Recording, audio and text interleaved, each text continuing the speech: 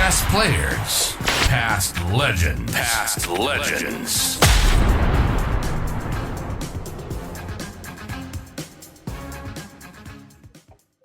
And tonight we're privileged to have on the line John Cunningham. 108 games for Norwood, 96 to 2003. Unfortunately, a fair bit of injury in there. 120 goals. Of course, the 97 premiership, winner of the Jack Odie medal in 97. And if you've ever got a couple of spare hours to spend with JC, he'll tell you every touch. Best and fairest in 96. Team of the year, advertised the team of the year 96-98. A state game. Of course, he did come to the Redlegs from the Cats from Geelong. Welcome aboard, JC. Thanks, Malcolm. Thanks for having me, Pete. Thank you. Not a problem, mate. Obviously, you've got to start your football journey somewhere. Where was it for you, mate, as a young little tacker? Well, I grew up in a suburb called Oak Park in Melbourne and played a lot of junior footy at the Strathmore Footy Club in the Essendon District Footy League with sort of the under-14s, under-16s with Scotty West was in that era with me. And then from there, sort of progressed from there. Had quite a good time there for a couple of premierships in those junior years, which was great fun. And then there went from straight through to the under-19s at Hawthorn under the father-son rule, because my father Jack played for Hawthorn in the played in the 61 premiership side, so there was sort of a connection there. To whilst I didn't live in the area, it was just sort of an affiliation to sort of start off in the Peter Crimmin squad in the under-17s and then play under-19s. I think back in 91, the last year of the 19s in Victoria. Of course, Russell Green was the coach. And I had a good year that year as well. But just the whole system changed with the under-19s getting disbanded, and they started up that under-18 competition. So I sort of ventured into that realm. So it was a bit of a journey from there on. Who were some of the guns around at that stage, mate? There was we had quite a strong under-19s team. Aaron Lord was similar age to me, ended up playing a fair bit at Brisbane and Geelong, and played I think over 200 games, and he was one of the main ones that sort of kicked on. There was there was a lot of sort of mature players, and I think the whole thing of the under-19s getting disbanded, a lot of guys got lost in the system a bit. And, that was a bit of a legacy of why so many of us came over to South Australia, because I think the system in Victoria sort of, I think guys who were sort of 19, 20, 21 sort of got lost in the system a bit, and the clubs sort of all of a sudden turned their attention to the under-18 competition and getting draftees out of there and not really working on the guys that were sort of, still sort of in the system from 19. There was a lot of players that came over when I came over, or even before. I was going to cover that. At some stage. Yeah. So, sorry. And did you find that the pressures, obviously, from your father, obviously playing at Hawthorn, that you wanted to follow in his footsteps as best as possible? There was a bit of that. I mean, obviously, I was a mad Hawthorn supporter growing up as a kid, so it was. It was just sort of exciting from that point of view as a young person to sort of be around. The club at that stage, had gone through the 80s era. There were some legends like Dermy and Johnny Platten, and it was so around the club at the time. It was an amazing place to sort of be around, because there was just so many big names with Dunstall and all those sort of champions, the Gary Buchanara and all that. So when you were at the club as a young fella, you got to sort of interact and see them around a fair bit, because it was still at Glenferrie Oval back in the day then. So it was sort of still a very suburban sort of base setup.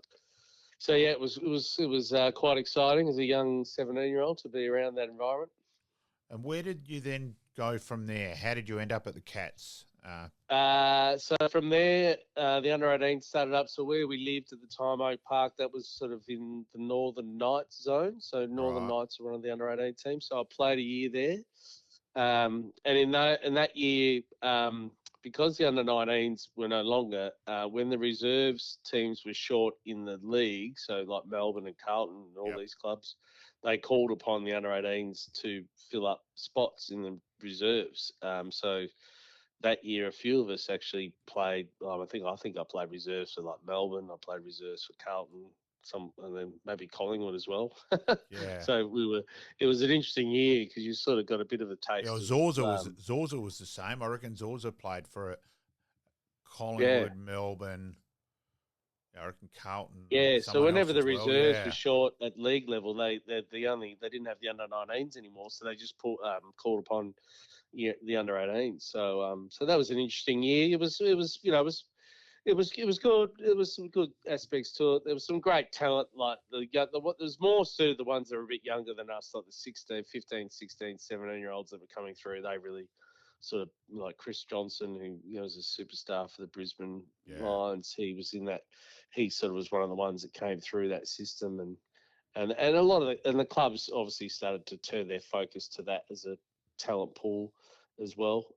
So yeah, it was, and then from there, I played a full year. Didn't get drafted that year, and then ended up at Port Melbourne in the VFA. My first real year of senior footy. Damien Drum was the coach, who was a former Geelong player, Geelong, and yeah. I can't quite recall how I Fremantle ended up coach. there. Yep. And anyhow, well, I ended up playing there, which was great fun. It was sort of your first year of senior footy around men, and which was great fun. And David King was a player. He got drafted that year to North at the end of that year, and I got actually drafted to Geelong in the mid-year draft. It was actually the last mid-year draft. They got rid of it that year. Right. So I went down to the Cats halfway through that season in my first year of senior footy, and basically went straight down to Geelong in sort of the middle of winter and started playing at the Cats. Who was coaching back then for Geelong? So Blighty was the coach, Yep. and I think can't remember can't remember the reserves coach, but it was sort of full on. It was at the time Geelong were losing a bit. They'd just come off losing a grand final, and they weren't going too well. It was quite a sort of testy time. I remember walking in and Blighty was sort of, reading the riot act to everyone at the time, and it was quite quite an intimidating. Yeah, a bit Not confronting. only with the names that you were in the locker room when I remember first walking in. I think the first person I met was Gary Ablett Senior. So it was quite a interesting environment back then. And then we sort of I played quite well in my first 3 games, and they were looking to give me a go, but something happened. I ended up being emergency, and then thus had to wait another 2.5 years to get a game. But anyway, that was it's how the cookie crumbles. But it was a great time. It was a fantastic club, and just such big names, and just a pretty incredible environment to be around with. Such great. Buddha Hocking was just a great sort of. I learnt a lot from him, just in the way you have to train, as a professional, and sort of learnt a hell of a lot from Buddha as a training alongside someone like him. He was probably the best ruck rover at the time in the country. So Absolutely. Yeah, you learned a lot. Learned a hell of a lot. And Blighty was full on, but he was quite a good educator of the game in terms of the genuine skills of the game, and he's quite innovative in that regard. He was quite intimidating on the track, like you certainly But I think that helped you improve, your level of skill, because you didn't want to make any mistakes or errors. You wanted to get it right. So different era, but good fun. As Matty Robin said, if you could ignore the personal attack from Blighty, he was a fantastic teacher. Yeah. So it was. It was pretty full on environment, but that was what you were young, and you just had to learn and grow from it and use it as you got older. We look at Geelong as a benchmark, I suppose, of being a great club. You've obviously experienced it firsthand, and you sort of half mentioned it there. What does set them apart from everybody else? Because they seem to get it right time and time and time again. I think it comes down to culture. I think we at my time Geelong was it was just a place of it was just super talent everywhere. Like every line, you looked at the starting 22 or 21, and there was an All Australian on every line. So it was a highly talented group. But I think over time, the era that when the Gary Ablett Jr., I think they got the talent in as well, but then they got the culture right as well. And I think that's been the key ever since, is that they've certainly keep recruiting and getting the talent in, but I think their culture is a step above a lot of the other clubs, and they've been able to maintain that, for however they've set it up. I think Stephen Wells and his recruitment, the type of player they recruit, they certainly target certain types of individuals and their personality traits, and I think the Cats culture is, right up there with, be hard to match how well they do it, and they don't seem to have any off-field turmoil too much, or if they do, they handle it really well. But yeah, I think that's what sets them ahead of the rest. And what about obviously playing in their second tier competition? And obviously we're going to move on as we get through tonight and talk obviously about when you arrived at Norwood. But what was their second tier competition like? Because sometimes you sort of get lost in the wash a little bit. Back then, it was still pretty much like a proper reserves comp. So you actually had guys who, each week you'd play a certain, it would be Melbourne or a Carlton or an Essendon, and you'd come up against guys who either played a hell of a lot of senior footy and were sort of either dropped for various reasons or injuries. So each week you'd come up against some seasoned, AFL players. So it was a proper sort of reserves level comp back then. Yeah. I think now I think that's what all the AFL clubs, particularly in Melbourne, are having trouble with, is that it's just a bit of a Mickey Mouse. I think there's 20 teams now in It's that incredible. second level competition, which is ridiculous, really. So I just think, we probably played a bit like when I came to Norwood. There was still a proper sort of reserves comp where you had a number of players in the reserves that had played 100-odd reserves games and maybe 15 to 20 league games, but they were still at the club and still happy to be involved. Well, you have people like Roger Murdoch played 100 reserves and league games. Andrew Jarvis played in a league premiership side, played over 100 reserves. Dean Renfrey, Wayne Schmal, Albie Menzel. I could go on and on. You know what I'm like. Yeah. And just in that, and it was all sides. And back then the reserves comp was a bloody and unfortunately we're talking about the VFL comp or the second reserves comp is the same things now happened here where it's become a younger and younger comp. At least sadly. I suppose it's not as, it's a very young age level in the reserves. So it's almost like a development league sort of. It's not your true traditional reserves anymore. But at least it's still hasn't got 20 teams in it. I reckon that'd be just a nightmare. What's going on in Victoria? It'd be an absolute nightmare. Unfortunately, particularly if you're trying to develop a young recruit and getting playing in the right positions, and he'd be just like every week playing different position and different. So it'd be hard, very hard. So I think the solution. It's a massive cost, and it would be a massive cost, and I don't know how they're going to ever afford it. But they've got plenty of money. But I think a second tier. Reserves comp. It'll happen eventually. Has to happen eventually because there's no other way to facilitate the growth of the game at the top level unless you've got a, proper national under second tier comp. I can't see. I just don't see how it could work. Oh, look, it's also otherwise the way the res game. I'll be honest. Round one, Norwood lost by 20 goals, and JC, I'll say you're still now a superstar compared to some of them who played in round one. JC, don't worry about that.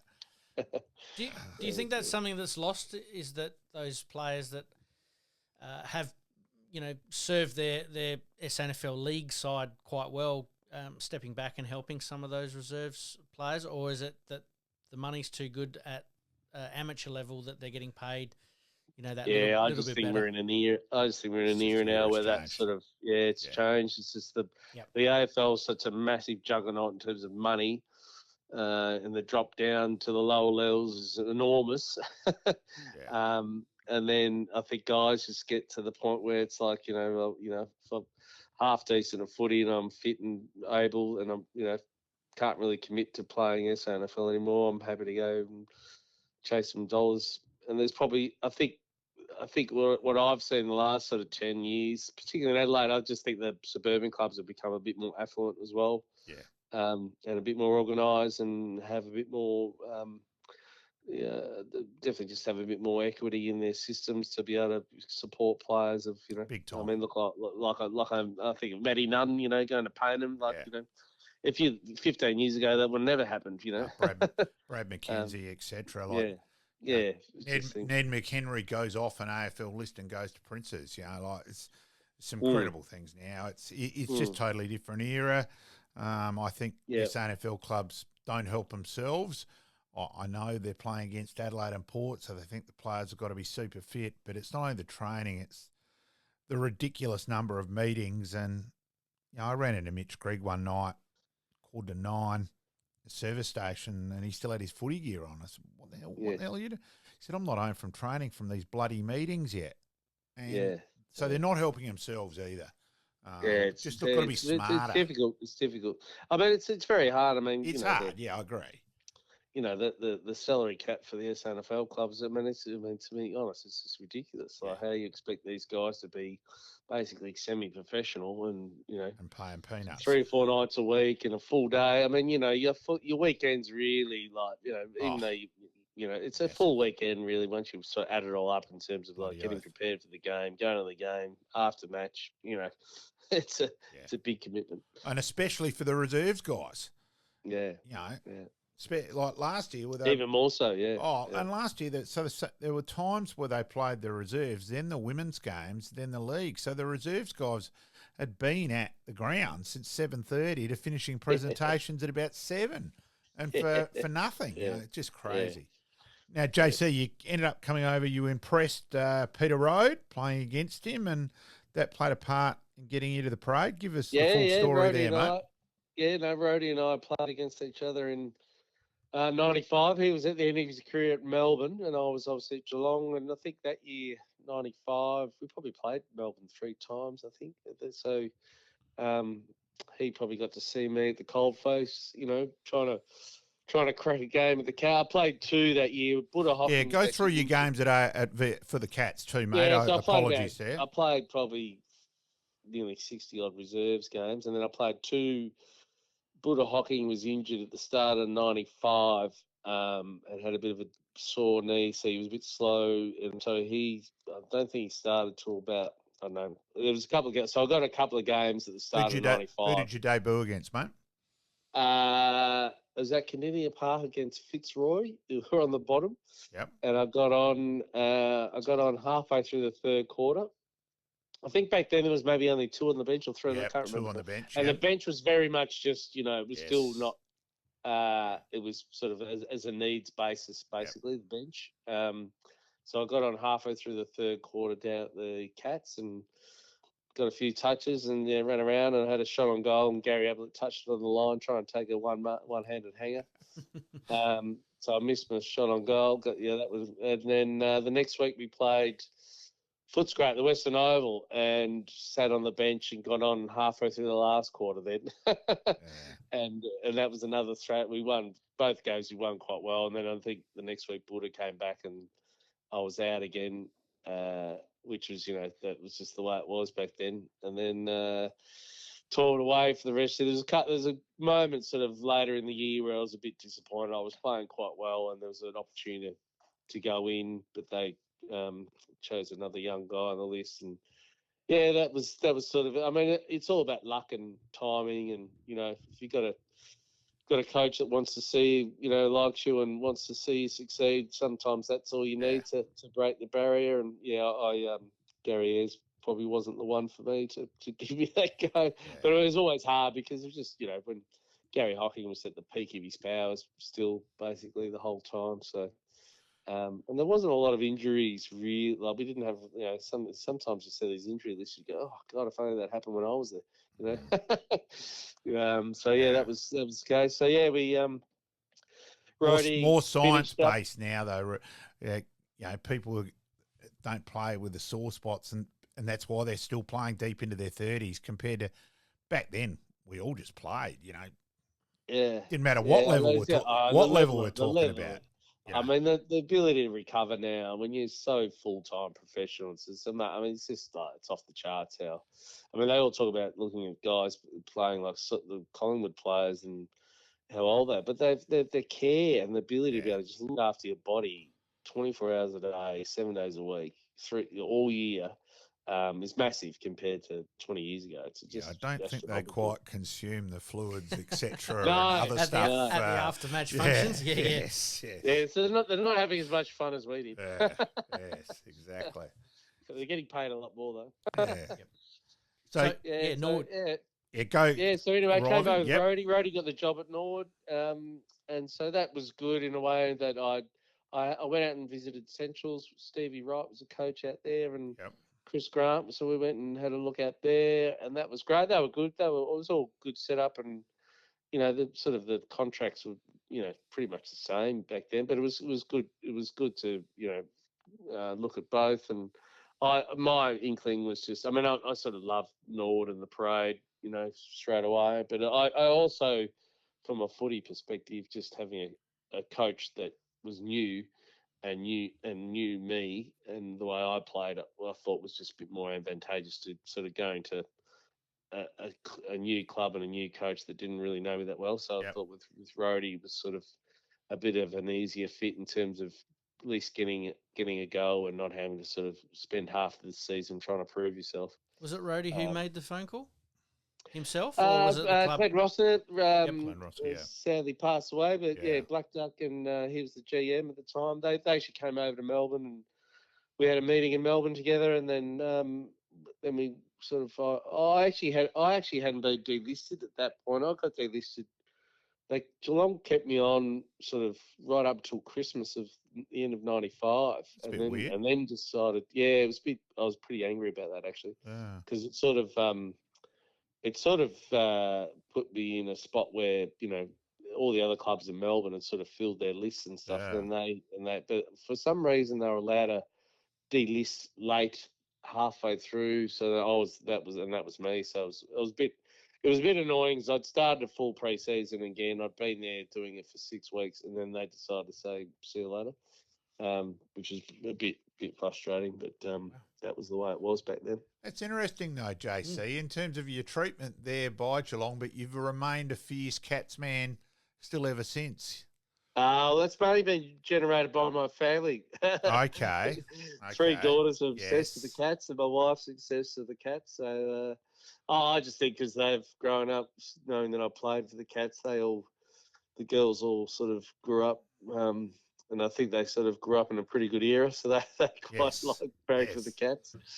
So no, I do. I don't hold any grudges. I love my time there, and the club are actually quite good these days. They make it quite accessible to get tickets and stuff for games over here. So we really enjoy that. We have a ball. Yeah, it's great fun. I'm going to go out on a limb and say that the girls follow Bailey Smith. Yeah, they're high on their social media hits. There you go. Can imagine your daughters in that regard too. So were you with Kelly when you came out there? No, I've been with Kelly over here. Okay. Yep. I was only going to give it for 6 months. I thought I'll give it a crack for one season and then then move on. But no, it's funny. I think I had my year here, met Kelly, and that didn't happen for a while. But yeah, we remained friends, and then as fate would have it, we got together, which was good fun. And then now we got 3 beautiful girls. We're all young women now. So yeah, time flies. It's incredible though. Out of all that group, the Sir Anthony Harvey, so Dodge Tyson, Sponge Doreen, Robbie, not the real Bob Neal. You've all ended up staying in Adelaide. Yeah. I think it's quite incredible. It was sort of. I think at the time, I think if you moved that out, like we were all sort of 21, 22 when we moved, which is actually a good age to sort of move. And we just sort of all at that stage where we obviously had ties to Melbourne and various other parts, but I just think sometimes when you move at a certain age and I think the footy club had a big part to play in that. We felt like it became a second home really, and because we were playing good footy, we were having a good time. It was enjoyable. I think that was a huge part of it, and that's why. And then the longer you sort of here, the more you meet people, all of a sudden you think, oh, this isn't too bad a place to, hang out. Absolutely. It's funny, we've had a few of those guests on, and all of them have pretty much said the same thing. I was only staying for a year. Yeah. See how it goes, and all of a sudden now you're really legends of the Norwood Footy Club. Yeah, no, it's good. It's a good story. It's great to catch up. We don't all, live in each other's pockets, but when we do see each other, it's there's that connection that you all moved at that age, and now we're the ripe old middle-aged 50-year-olds, and we can look back and enjoy what it was. We're obviously very grateful to the club to give us the opportunity they gave us, and it's always that special bond, which is fantastic. Really, it's really really good to have. So in '96, so you arrive and you win the BNF in '96. So you had a fair year in '96, mate. Yeah, I've really enjoyed '96. It was a great year. Except the finish of it, yeah. Yeah, it was obviously disappointing the end. That's footy, but I think that sort of steeled us a bit for '97. Yeah. But it's definitely a flag that got out of what I think '96, both Port and ourselves knew whoever was going to win that prelim was going to win the grand final. Not any disrespect to the Doggies, but I think we knocked the Doggies off 3 times that year, or 2 or 3 times, and Port had done the same. So I think both of us knew, we sort of had the wood on them. For some reason, Doggies sort of got in. They finished on top, and I think they sort of won their seconds and went straight in. Yeah, so they were sort of sitting and waiting, whereas we'd lost a final, then won a final, and Port had sort of done the same. So it was, and then it came down to Scotty Hodges and those final moments with an amazing shot on goal, which was etched in history now. But it was great. It was a fantastic year. It was the only thing I was a bit frustrated with was they had a rule for the state team. If you'd come out of the AFL, you weren't allowed to play for the state team. That's right, the first year or something. Harsh, yeah, because they went over to Perth, I think, and played over there, and so I think every year they changed the rules somewhat. Yeah. Either you couldn't play because you'd just come out of the AFL, or then the next year they changed it, and I think they ended up playing a state game in '98. I think. Yep. After that was well into my 3rd year of it was interesting times, all the rules, and '97, you're quite incredible, JC. Like, you did your knee, and you're expected to miss the entire year, and then you come back, you play the last minor round game in the reserves. Was that injury in a pre-season game? Pre-season, and then came back. So we had a practice match at Max Bashir Oval in the car park out there, Maxi Bashir, Footy Park, and Damien Obbs, that we always laugh about now. We were both sort of running towards goal, and he hand passed it over the top to me over at a. Geez, you're a bit unlucky that he handballed it. I was running towards goal, but he hand passed it sort of just behind me.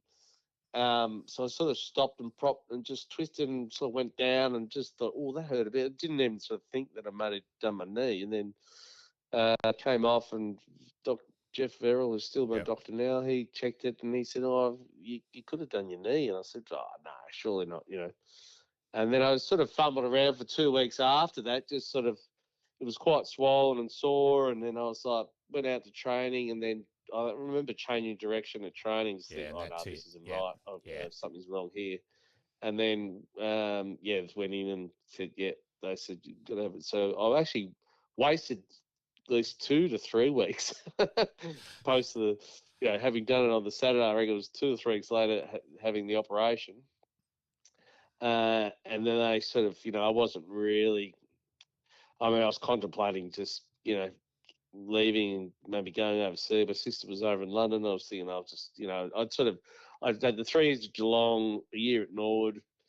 I'd actually sort of contemplated that I've sort of given this a fair crack, and now I've done my knee. So it was a real sliding door. Liking this podcast? Please like, rate, and subscribe.